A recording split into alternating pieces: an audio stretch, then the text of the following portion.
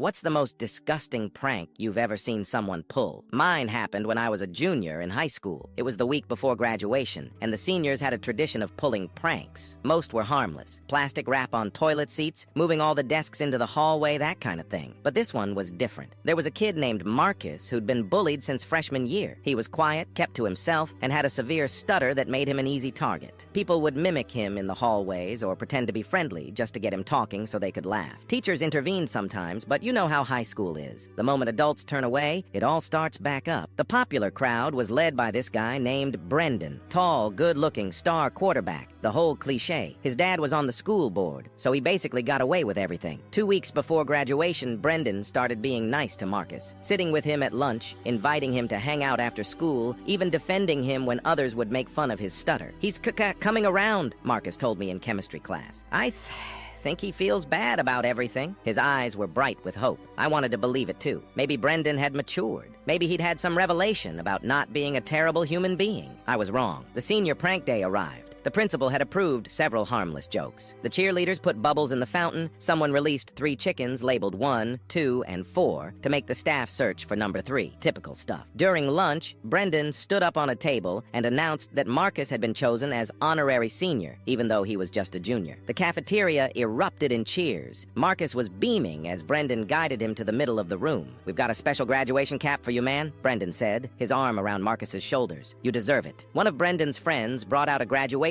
cap on a small pillow, like it was some precious crown. The entire cafeteria was watching. Marcus was smiling so wide I could see it from across the room. When Brendan placed the cap on Marcus's head, I noticed something dripping down. At first I thought it was water. It wasn't. They had filled the cap with pig blood from the biology lab, mixed with rotten milk and who knows what else. It poured down Marcus's face, into his eyes, his mouth, soaking his clothes. The smell hit the room a second later. Putrid, gag-inducing. The cafeteria exploded with laughter. Someone was filming. Marcus just stood there, frozen, dripping with filth, his eyes wide with shock and hurt. I still remember the sound he made. Not a cry, not a scream, just this hollow, broken noise that cut through all the laughter. A teacher finally rushed over. By then, Marcus had collapsed to his knees, trying desperately to wipe the blood from his eyes. His shirt was ruined. His dignity was gone. Brendan got a 3-day suspension, which meant he missed exactly 0 graduation activities. His dad made sure of that. Marcus never came back to school that year. His parents transferred him somewhere else for senior year. The worst part wasn't even the prank itself. It was how many people laughed, how many phones were out recording, how quickly the video spread, how the school tried to downplay it as boys being boys.